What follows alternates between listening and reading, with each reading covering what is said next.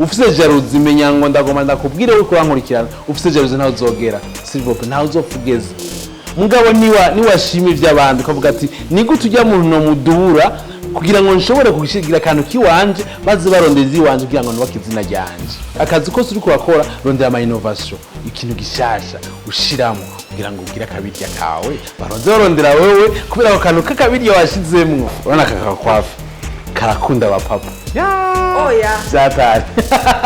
muboni yataha aravuga ati iyo atashe